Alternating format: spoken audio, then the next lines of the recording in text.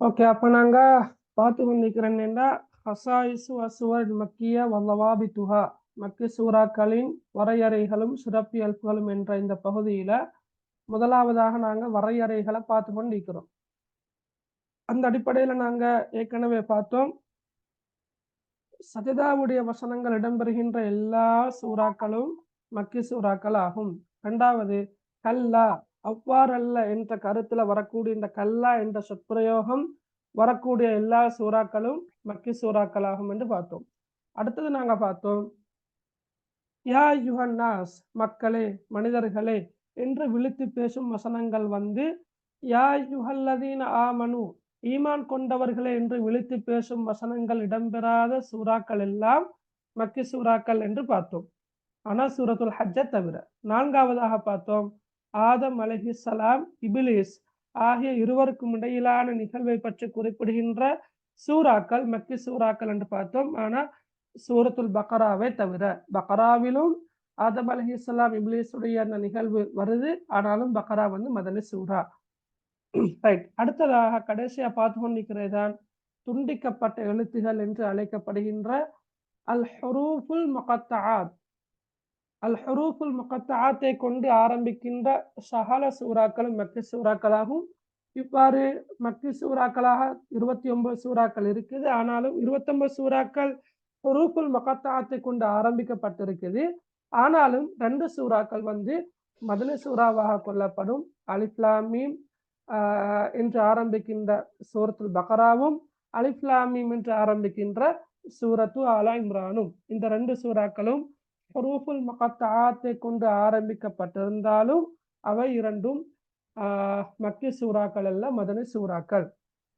அப்போ நான் ஏற்கனவே சொல்லி தந்தவங்களுக்கு அதாவது துண்டிக்கப்பட்ட எழுத்துகள்ல வரக்கூடிய எழுத்துகள் சரியா, துண்டிக்கப்பட்ட அந்த இதுக்குறல் இப்ப ஹா மீம் யாசீன் காஃப் ஹா யா ஐன் ஸ்வாது தாஹா நூன் காஃப் அப்படி எல்லாம் இருக்கிற இல்லையா, அந்த எழுத்துக்களை லேசாக ஒரு மேலதிகமான ஒரு தகவலுக்காக நான் சொல்லித்தரேன் தான் நஸ்ஸுன் ஹக்கீமுன் லஹு சிர்ருன் காத்தி என்ற இந்த வாக்கியம். இதை நீங்க பாடமாக்கி கொண்டா அவளுக்கு லேசா ஞாபகத்துல வச்சுக்கொள்ளலாம். அதே போல சஹா தரீகுக மஅ சுன்னா, இதையும் நீங்க ஞாபகத்துல வச்சுக்கொள்ளலாம். சரி, இப்ப அடுத்தது ரைட். இப்ப நீங்க குர்ஆன்ல நான் சொன்னேன் 29 சூறாக்கள் துண்டிக்கப்பட்ட எழுத்துக்களை கொண்டு ஆரம்பிக்கின்றன என்று சொன்னேன். அதுல சில சூறாக்கள் இருக்குது ஒரு எழுத்தை கொண்டு மாத்திரம் ஆரம்பிக்குது. உதாரணமாக சூரத்துல் கலம், அது எப்படி ஆரம்பிக்கிறான், நூன் வல் கலமி வமா யஸ்துரூன். அதே போல சூரத்து சாது, ஸ்வாது வல் குர்ஆனி திக்ர். அதே போல சூரத்து காஃப், காஃப் வல் குர்ஆனில் மஜீத் என்று ஆரம்பிக்கிற சரியா. அப்படி ஒரு எழுத்துக்களை கொண்டு ஒரு எழுத்தை கொண்டு ஆரம்பிக்கின்ற சூறாக்கள் இருக்குது. 2 துண்டிக்கப்பட்ட எழுத்துக்களை கொண்டு ஆரம்பிக்கின்ற சூறாக்களும் இருக்குது. உதாரணமாக யாசீன், தாஹா, தாசீன். அதே போல ஹாமீம், சூரத்துல் துகான், சூரத்துல் காஃபிர், சூரா ஃபுஸ்ஸிலத், சூரா ஸுஹ்ருஃப், அல் ஜாசியா, அஹ்காஃப் போன்ற சூறாக்கள் 2 எழுத்துக்களை கொண்டு, அதாவது ஹாமீம் என்றுதான் ஆரம்பிக்குது. ஓகே, இது நான் திருப்ப சொல்றேன், இது எக்ஸாமுக்காக அன்றெல்லாம் நான் ஒரு மேலதிகமான தகவலுக்காக சொல்லித்தரேங்க.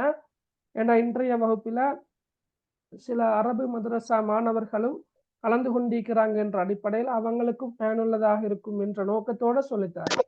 Right, okay. அதே போல 3 எழுத்துக்களை கொண்டு ஆரம்பிக்கின்ற சூறாக்கள், உதாரணமாக பக்ரா, ஆல இம்ரான், அங்கபூத், சூரத்து ரூம், சூரா சஜதா, சூரா லுக்மான் எல்லாமே எப்படி ஆரம்பிக்குது, அலிஃப் லாம்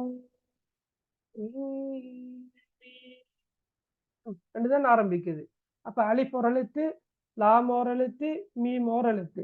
அதே போல சூரா யூசுப், சூரா யூனுஸ், சூரா ஹூத், சூரா இப்ராஹிம், சூரத்துல் ஹிஜ்ர் எல்லாமே எப்படி ஆரம்பிக்குது, அலிஃப் லாம் ரா, அலிஃப் லாம் ரா 3 எழுத்துகள் இருக்குது.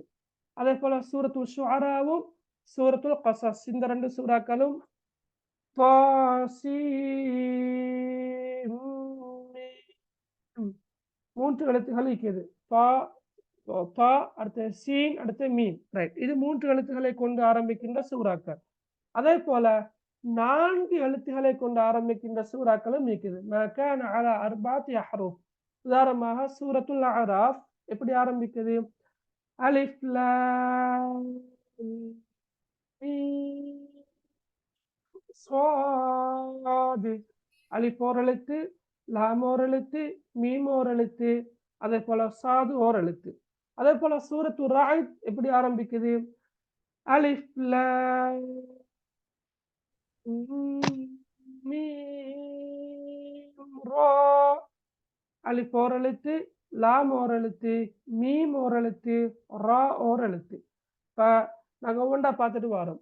ஒரு எழுத்தை கொண்டு ஆரம்பிக்கின்ற சூறாக்கள், 2 எழுத்துக்களை கொண்டு ஆரம்பிக்கின்ற சூறாக்கள், 3 எழுத்துக்களை கொண்டு ஆரம்பிக்கின்ற சூறாக்கள், 4 எழுத்துக்களை கொண்டு ஆரம்பிக்கின்ற சூறாக்கள் மட்டுமல்ல, 5 ஹுரூஃபுல் முகத்தஆத் துண்டிக்கப்பட்ட எழுத்துகள் 5 இணைந்து ஆரம்பிக்கின்ற சூறாக்களும் இருக்குது.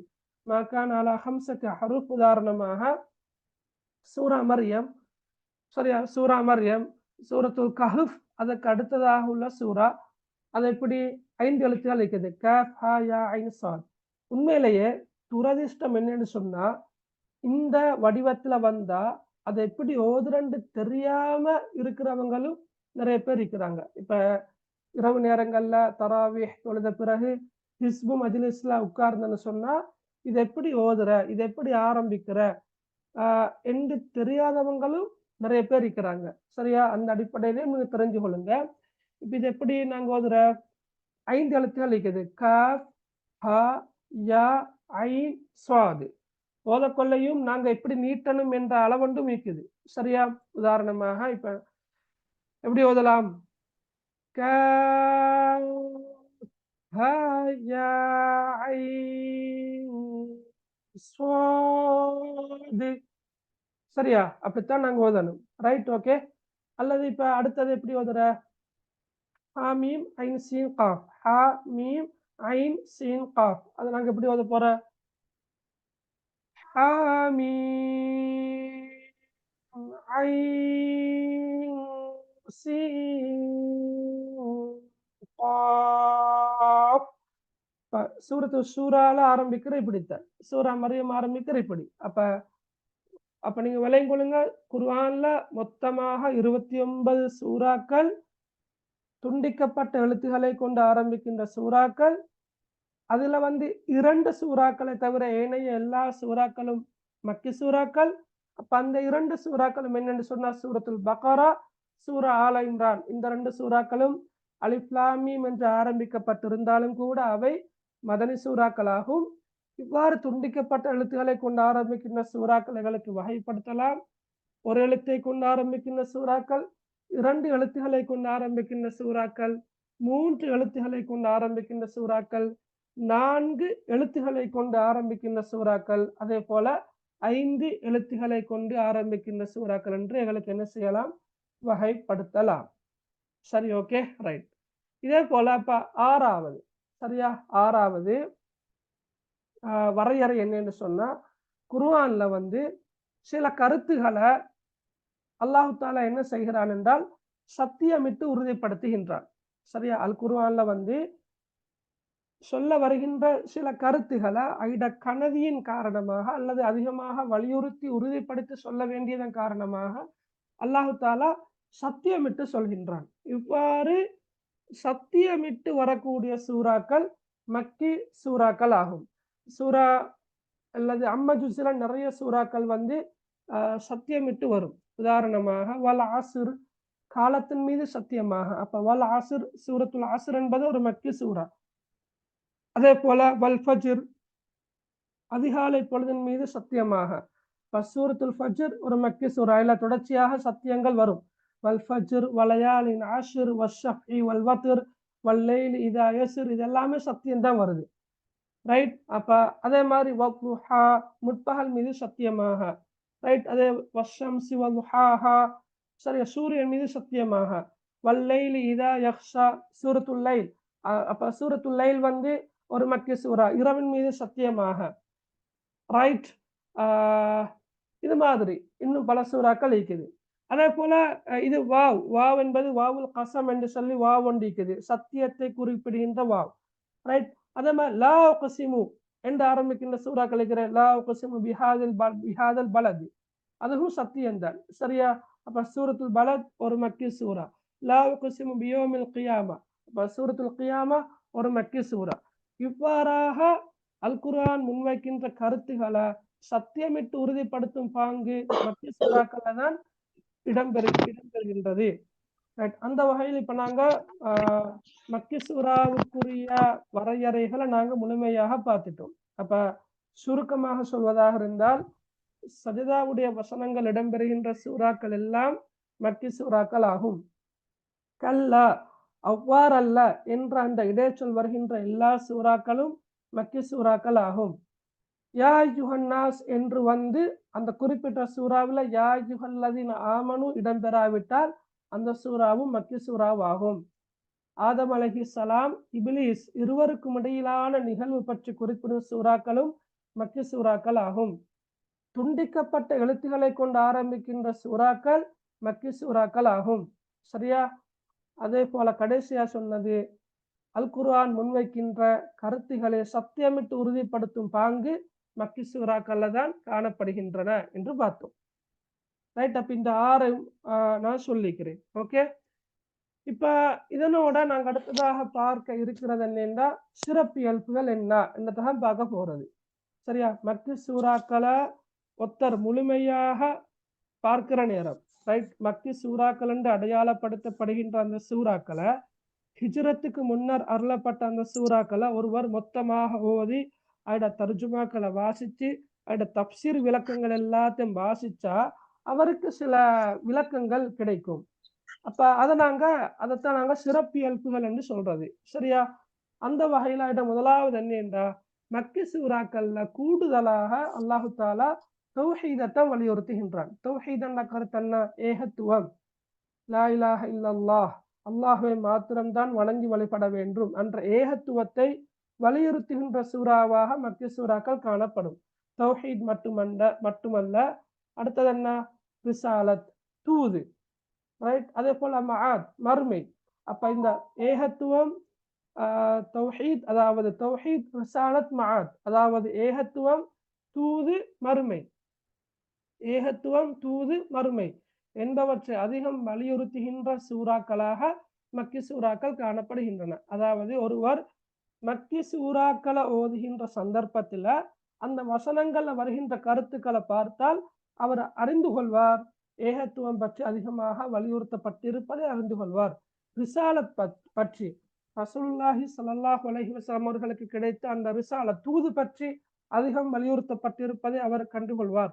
மறுமை நாள் காட்சிகளை பற்றி, சூன இன்பங்கள், நரகத்தின் பயங்கரங்கள், மஹ்ஷருடைய பயங்கரங்கள், இவற்றை பற்றி குறிப்பிடப்பட்டிருப்பதை அவர் அறிந்து கொள்வார். மட்டுமல்ல, பிரபஞ்ச அத்தாட்சிகள், அதே போல உலக முடிவு எப்படி இருக்கும், அந்த உலக முடிவின் போது எவ்வாறு உலகம் காணப்படும் என்பது சம்பந்தமாக மக்கி சூறாக்கள்ல தான் அதிகமாக குறிப்பிடப்பட்டிருக்கிறது.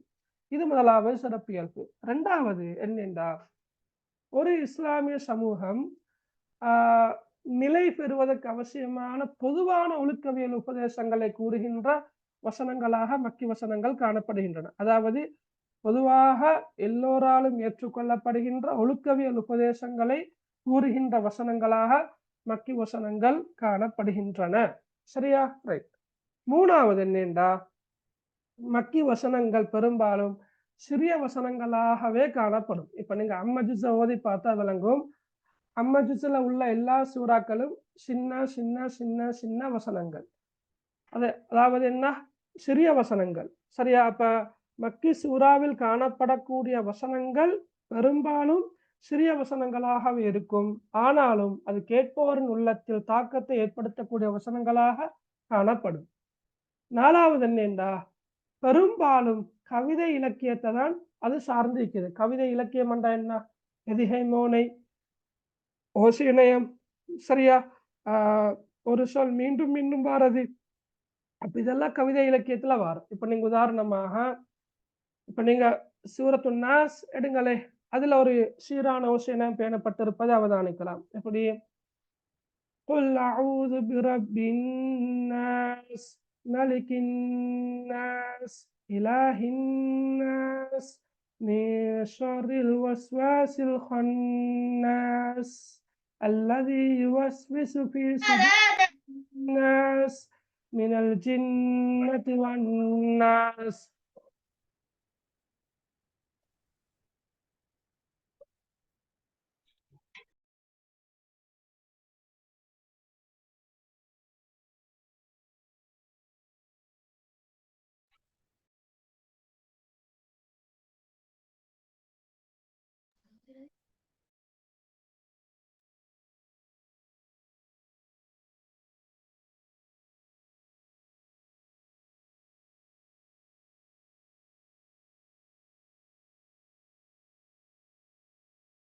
Okay, right. அப்ப மக்கி சூறாவில் உள்ள இப்ப சூரத்து நாஸ் எல்லா வசனங்களும் சீன்ல முடிவடைகிறது. அப்ப அங்க ஓசையினை பேணப்பட்டிருக்கிறத அவதானிக்கலாம்.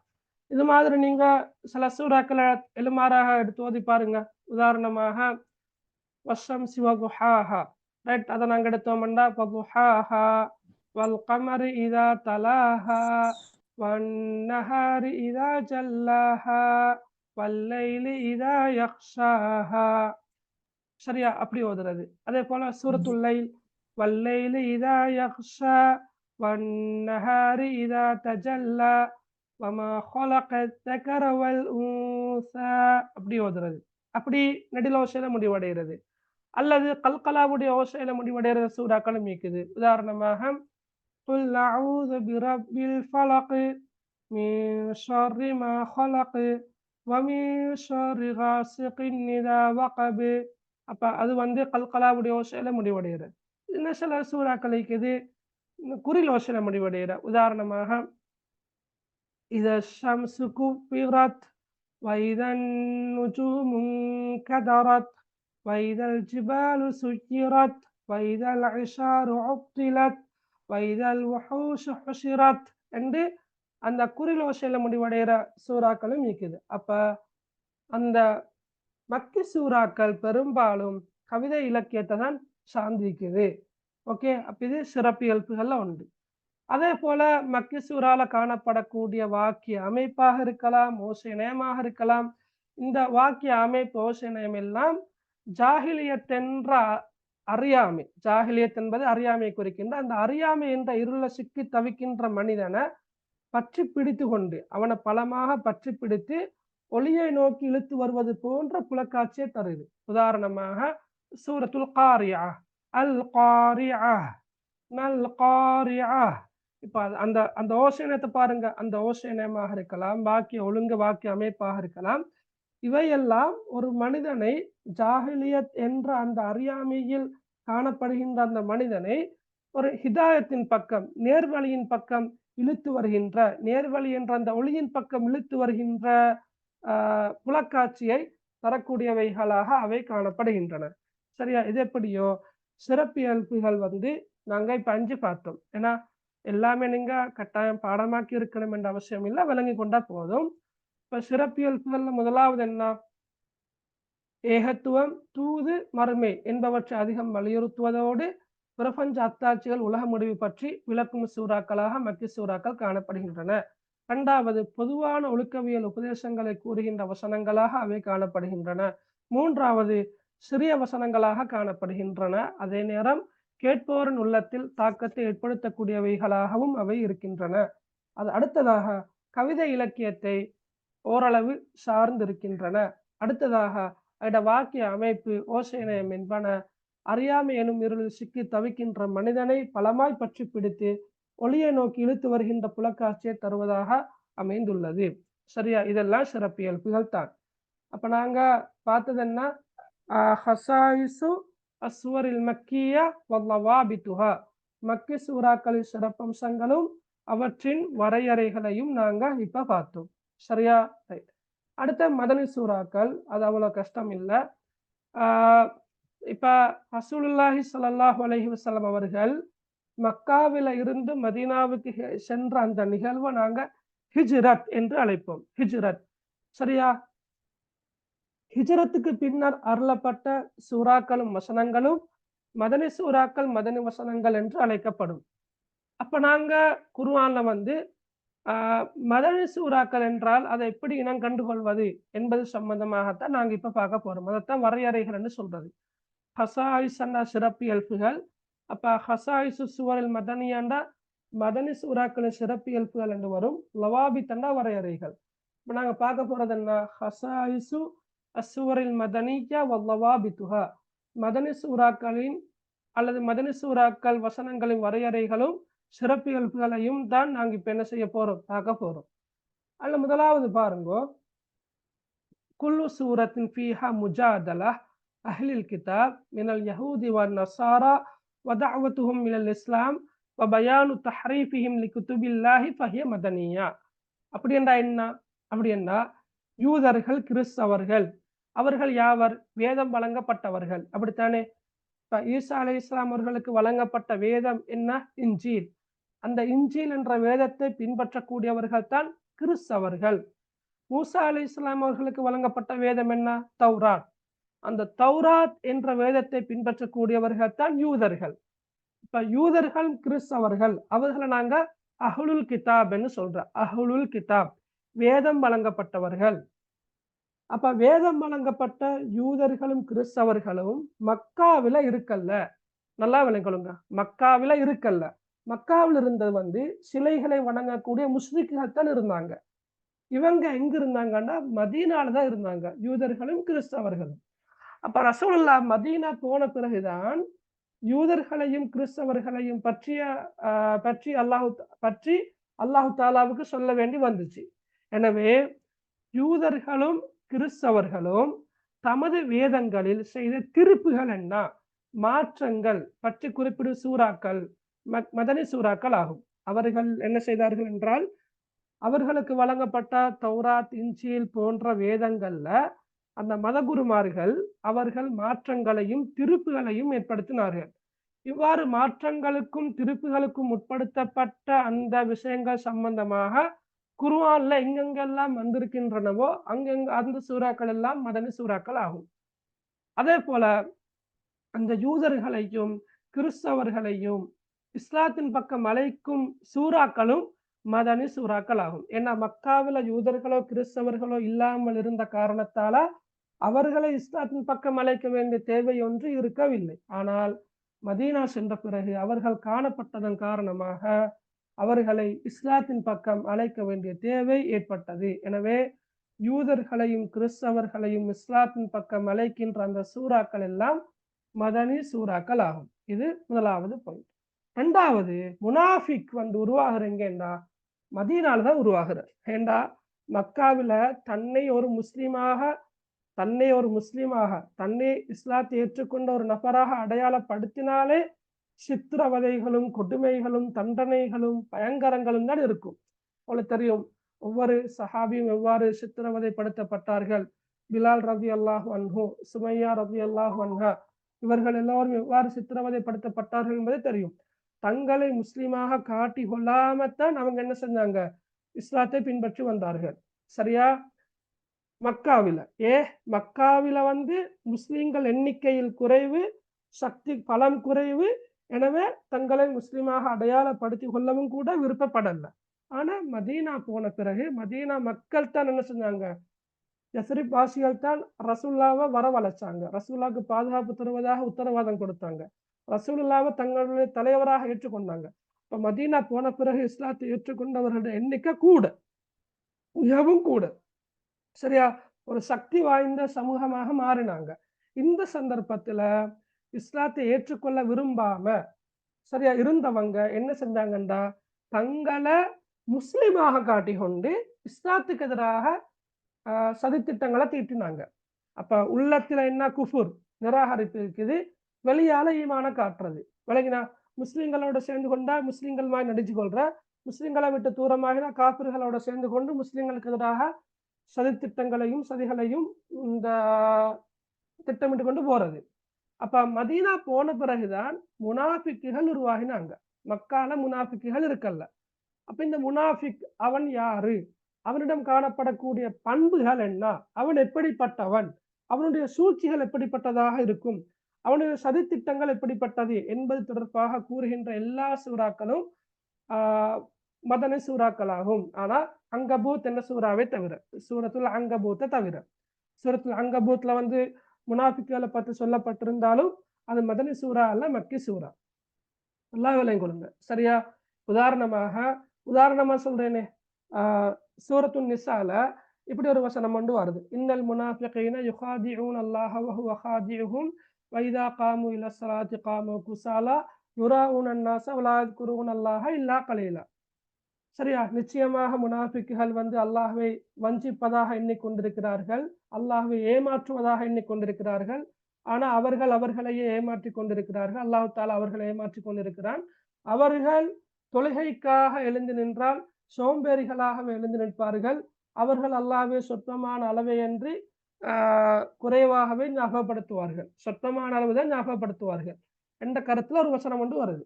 அப்ப இந்த வசனம் இப்ப உங்களுக்கு தெரியும். இந்த வசனத்தை அடிப்படையாக வச்சு சூரத்துன் நிசா மக்கியா மதனியான்னு கேட்டா நீங்க என்ன சொல்வீங்க? என்ன சொல்வீங்க? சொல்லுங்க. ரைட். என்ன சொல்வீங்க? ரைட். மதனி சூரான்னு சொல்வீங்க உதாரணமாக. சரியா? அப்ப இது முனாஃபிக்குகளுடைய ஒரு பண்பு. முனாஃபிக்குகளுடைய ஒரு பண்பு. தொழுகைக்காக எழுந்தால் சோம்பேறிகளாக இருப்பார்கள், தொழுகையில பராமுகமாக இருப்பார்கள், தொழுகையில கவனமற்று இருப்பார்கள், பிறருக்கு காண்பிக்கவே தொழுவார்கள், யுத்தங்கள் போர்கள் வருகின்ற போது புறமுதுகு காட்டி ஓடுவார்கள். சரியா? புறமுதுகு காட்டி ஓடுவார்கள். ரைட். இவ்வாறான அவங்களோட பண்புகளை பற்றி அல்லாஹு தாலா குர்ஆன்ல ஆங்காங்கே சொல்லியிருக்கிறான். இவ்வாறு முனாஃபிக்குகளுடைய சூழ்ச்சிகள், அவர்களுடைய சதித்திட்டங்கள் என்பவற்றை கூறும் சூறாக்கள் வந்து மதனி சூறாக்களாகும். ஆனா அங்கபூத் மற்றும் மக்கி சூறாவாகும். சரியா? ரைட். இது 2வது. 3வது என்னண்டா, இப்ப மக்கி சூறாக்கள்ல ஒரு இஸ்லாமிய சமூகம் நிலை பெறுவதற்கு அவசியமான பொதுவான ஒழுக்கவியல் அம்சங்களை மக்கி சூறாக்கள் பேசுற என்று நாங்க பார்த்தோம். ஆனா மதனி சூறாக்கள்ல வந்து கொஞ்சம் விரிவாக ஒரு சமுதாயம் ஒன்று உருவாகிக்குது. ஒரு சமுதாயம் உருவாகினால் அந்த சமுதாயத்துக்கு தேவையான சட்டதிட்டங்கள் எல்லாத்தையும் சொல்ல வேண்டி இருக்குது. எனவே மதனி சூறாக்கள்ல தான் எங்களை கூடுதலாக பார்க்கலாம், சட்டங்கள் தொடர்பான வசனங்களை கூடுதலாக பார்க்கலாம். அதாவது ஹஜ் தொடர்பான வசனங்கள், நோன்பு, ஜகாத், தொழுகை சம்பந்தப்பட்ட வசனங்கள் கூடுதலாக எங்க இருக்குதுன்னா மதனி சூறாக்கள் தான் இருக்குது. அதே போல களவாக இருக்கலாம், விபச்சாரம், அபாண்ட சுமத்துதல் போன்ற குற்றங்களை புரிந்தால் அந்த குற்றங்களுக்கான தண்டனைகள் என்ன என்பது தொடர்பாக பேசப்படுகின்ற சூறாக்கள் மதனி சூறாக்கள் ஆகும். சரியா? அப்ப இஸ்லாத்தின் ஒரு கடமை அல்லது ஒரு தண்டனை பற்றி கூறும் அனைத்து சூறாக்களும் மதனி சூறாக்கள் ஆகும். அதே போல 4வது, மதனி சூறா வந்து நீண்ட வசனங்களாக பெரிய சூறாக்களாக காணப்படும். மக்கி சூறா எப்படி சின்ன வசனங்களாக இருக்குதோ, மக்கி சூறா எப்படி ஓரளவு கவிதை இலக்கியத்தை சார்ந்திருக்குதோ, அதே போலதான் மதனி சூறா வந்து நீண்ட சூறாக்களாக இருக்கும், நீண்ட வசனங்களாக இருக்கும், கவிதை இலக்கியத்தை சார்ந்து இருக்காது, உரைநடை இலக்கியத்தை சார்ந்திருக்கும். ஒரு வசனமாக போகும், ஒரு வாக்கியமாக போகும். சரியா? இல்ல திகை மோனு எப்படி எல்லாம் இருக்காது, ஓசைநயம் பெரிய அளவில் இருக்காது. சரியா? இப்ப சூரா பக்கரா எடுத்து நீங்க ஓதுனீங்கன்னு சொன்னா ஒரு வசனம் இருக்கும், 3-4 வரிகளுக்கு இருக்கும், அப்படியே ஓதி முடிப்பீங்க. ரைட். அடுத்த வசனமும் 2-3 வரிகளுக்கு இருக்கும், ஓதி முடிப்பீங்க. ஆனா நீங்க அம்மதிஸ் எடுத்து ஓதக்கொள்ள அப்படி அல்ல, ஒவ்வொரு வசனமும் சின்னதாக இருக்கும். அந்த வசனங்களுக்கு இடையிலேயே அழகான ஓசை நயம் இருக்கும். அப்ப மக்கி சூறாக்கள்ல கவிதை இலக்கிய நயம் பேணப்பட்டிருக்கிற மாதிரி சரியா மதனி சூறாக்கள்ல உரைநடை இலக்கிய போக்கு ஓரளவு காணப்படுகின்றது. ரைட். இவைதான் என்ன மதனி சூறாக்களுக்குரிய வரையறைகள்.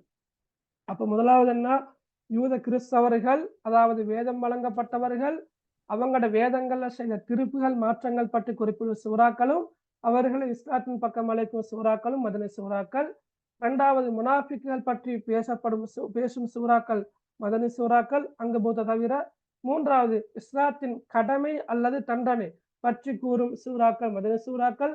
4வது, மதனி சூறாக்கள் பொதுவாக நீண்ட சூறாக்களாக இருக்கும், நீண்ட வசனங்களாக இருக்கும், உரைநடை இலக்கியத்தை சார்ந்து இருக்கும். இதெல்லாம் வரையறைகள். அடுத்தது என்னன்னு சொன்னா சிறப்பியல்புகளை பார்ப்போம். சரியா? சிறப்பியல்புகளை பொறுத்தளவில் பிள்ளைகள் இப்ப மதனி சூறாக்களை ஒருத்தர் முழுமையாக ஓதி முடிக்கின்ற சந்தர்ப்பத்துல அவருக்கு ஒரு மதனி சூறாக்கள் என்னத்தை பேசுது, எதை பற்றி பேசுது என்பது தொடர்பாக ஒரு ஐடியா ஒன்று வரும். அந்த அடிப்படையில மதனி சூறாக்களை ஓதினா வணக்க வழிபாடுகள், அதை நாங்க இபாதத்துன்னு சொல்றோம். கொடுக்கல் வாங்கல், அதை நாங்க முஆமலாத்துன்னு சொல்றோம். திருமணம் முனாகஹாத்துன்னு சொல்றோம். அதே போல குடும்ப வாழ்வின் ஒழுங்கமைப்பு, வாரிசுரிமை சொத்துக்கள் பற்றிய விளக்கம், அதை நாங்க வராசத்துன்னு சொல்றோம். அதே போல உக்கூபாத், குற்றவியல் தண்டனைகள். சரியா? குற்றவியல் தண்டனைகள், அதே போல ஜிஹாத், ஜமாத் தொழுகை, சர்வதேச உறவுகள் போன்ற சட்ட விடயங்கள் பற்றி கூறும் சூறாக்களாக மதனி சூறாக்கள் காணப்படுகின்றன. சரியா? அதே போல இது ஒரு சிறப்பியல்பு. வணக்க வழிபாடுகள், கொடுக்கல் வாங்கல், திருமணம், குடும்ப வாழ்வின் ஒழுங்கமைப்பு, வாரிசுரிமை சொத்துக்கள், குற்றவியல் தண்டனைகள், ஜமாத் தொழுகை, சர்வதேச உறவுகள், சட்ட விடயங்கள் பற்றி கூறும் சூறாக்களாக மதனி சூறாக்கள் இருக்குது. இரண்டாவது, மதனி சூறாக்கள் பெரும்பாலும் சட்ட வசனங்களாக காணப்படும். அதை நான் ஏற்கனவே சொன்னேன். மக்கா காலத்துல சட்டங்களை பத்தி பேச இயலாது. மக்கா காலத்துல சட்டங்களை பத்தி பேச இயலாது. சரியா? ஏண்டா சட்டங்களை ஏற்று நடைமுறைப்படுத்துற அளவுக்கு முஸ்லிம்களோட எண்ணிக்கை இருக்கல்ல, குறைவாகத்தான் இருந்துச்சு.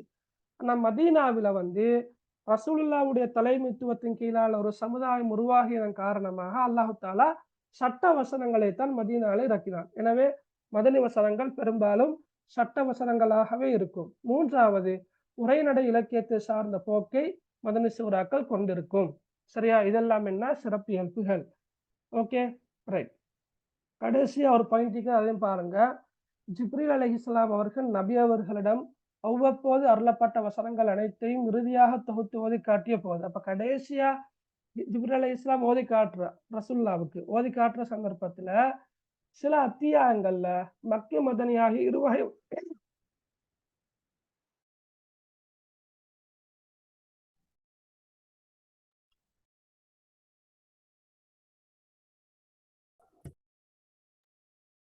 சரியா? ரசூலுல்லாவுக்கு கடைசியாக ஜிப்ரீல் அலைஹிஸ்ஸலாம் ஓதி காட்டுகின்ற சந்தர்ப்பத்துல சில அத்தியாயங்கள்ல மக்கி வசனங்கள் மதனி வசனங்கள் ரெண்டும் என்ன செஞ்சிக்குது, இணைக்கப்பட்டிருக்குது.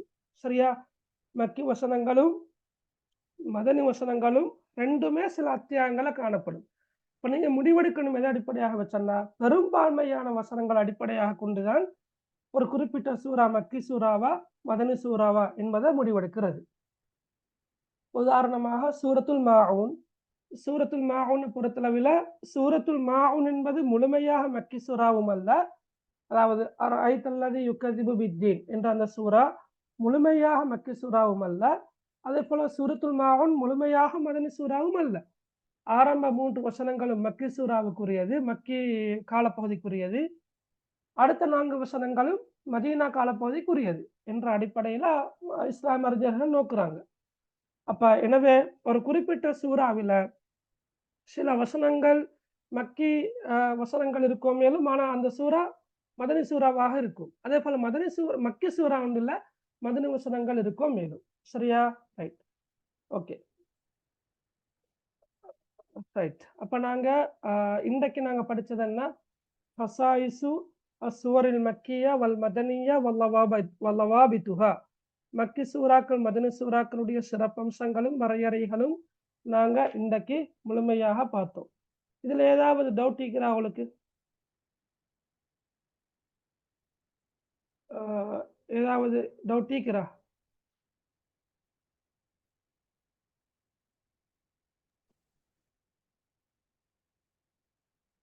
ரைட். ஒரு டவுட் இருக்கிறண்டா கேட்கலாம்.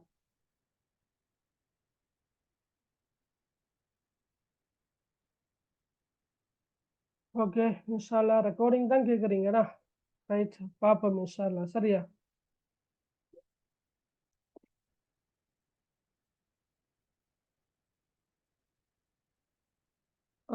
ஃபர்ஸ்ட் யூனிட் மாதிரி இந்த யூனிட்டுக்கு கேள்வி தருவீங்களா? சரி, பார்ப்போமே இன்ஷா அல்லாஹ். ஹைர். வரையறைக்கு வந்து நாங்க அரபால சொல்றது லவாபித்ன்னு சொல்றோம். லவாபித் அதான் வரையறை, வரையறைகள். சரியா? ஹசாயிஸ்ண்டா சிறப்பம்சங்கள் என்ற கருத்துல வரும். ஹசாயிஸ்ண்டா சிறப்பம்சங்கள். ஓகே. இப்ப நாங்க பார்த்த இந்த பகுதியில இன்னும் குறிப்பிட்ட ஒரு கொஞ்சம் பாயிண்ட்ஸ் இருக்குது. நான் நினைக்கல டைம் போதுமாகும்ன்னு முடியப் போகுது டைம். ரைட். அதாவது என்னன்னு சொன்னா, ஒன்று தஜ்வீத் கலையும், கிராஅத் கலையும் நாங்க இன்ஷா அல்லாஹ் அது ஒரு தனி அழகாக அ படிக்க இருக்கிறோம். தனி அழகாக நாங்க இன்ஷா அல்லாஹ் படிக்க இருக்கிறோம். சரியா? ஓகே.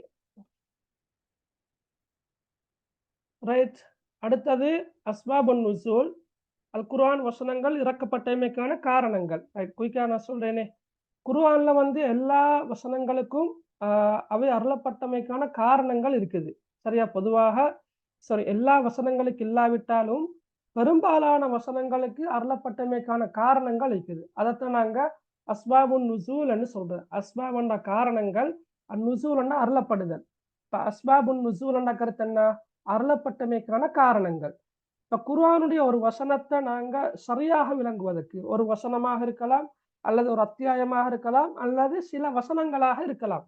அட பொருள, அட கருத்த, அட பி அ அ அத சரியாக விளங்குவதற்கு கட்டாயமாக அஸ்பாபுன் நுசூல் பற்றிய பின்னணி தெரிந்திருக்க வேண்டும். அஸ்பாபுன் நுசூல் அந்த வசனம், அந்த அத்தியாயம் இறக்கப்பட்டமைக்கான காரணம் தெரியாம, அந்த குறிப்பிட்ட வசனத்தையோ, குறிப்பிட்ட சூறாவையோ விளக்க முற்படுவது, தவறான விளக்கங்கள் செய்வதற்கு காரணமாக அமையலாம். எனவே, அஸ்பாபுன் நுசூல் பற்றிய அறிவு அல் குர்ஆனுக்கு விளக்கம் சொல்கின்றவர்களுக்கு கட்டாயமாக இருக்க வேண்டும். 2வது அல் முனாசபா, பொருத்தப்பாடு என்ற கருத்துல நாங்க சொல்றோம். அதாவது குர்ஆன்ல வந்து இப்ப சூறாக்கள் இருக்குது, வசனங்கள் இருக்குது. அப்ப இந்த வசனங்களுக்குள்ளேயான பொருத்தப்பாடு, சூறாக்களுக்கு இடையிலான பொருத்தப்பாடத்த நாங்க முனாசபாத் என்று சொல்றது. ஒரு வசனத்துக்கும், அடுத்த வசனத்துக்கும் இடையிலான பொருத்தப்பாடு என்ன? ஒரு சூறாவுக்கும், மற்றைய சூறாவுக்கும், அல்லது அந்த குறிப்பிட்ட சூறாவுக்கு முன்னைய சூறாவுக்கும் இடையிலான பொருத்தப்பாடு என்ன? என்பத படிக்கிறது தான் இந்த முனாசபாத் என்ற பகுதியில உள்ளது. பொதுவாக இந்த முனாசபாத், இந்த பொருத்தப்பாடு என்பது பல சந்தர்ப்பங்கள்ல தெளிவாக இருந்தாலும், சில சந்தர்ப்பங்கள்ல அல் குர்ஆனுக்கு விளக்கம் சொல்கின்ற முஃபஸ்ஸிரீன்களால் மாத்திரம் தான் புரிந்து கொள்ள முடியுமாக இருக்கும். சரியா? இதான சுருக்கம். பெரிசா சிலபஸ்லயும் இல்ல. ஆனா இது ஒரு விரிவான பகுதியும் கூட. முனாசபாத் பொருத்தப்பாடு, அஸ்பாபுன் நுசூல் அல் குர்ஆன் வசனங்கள் அருளப்பட்டமைக்கான காரணங்கள். சரி, ஓகே. அப்ப நாங்க இன்றைக்கு முக்கியமான 3 பகுதிகளை படித்தோம். இன்ஷா அல்லாஹ் அடுத்த வகுப்பில நாங்க சூறாக்களை கற்பதற்கு ஆரம்பிப்போம். சூரத்துல் ஃபீல்ல இருந்து இன்ஷா அல்லாஹ் என்னோட சிலபஸ் ஆரம்பமாகும். ஓகே. அப்ப நாங்க வகுப்ப நிறைவு கொண்டு வரோம். சுப்ஹானக அல்லாஹும்ம பிஹம்திக் அஷ்ஹது அல்லா இலாஹ இல்லா அன்த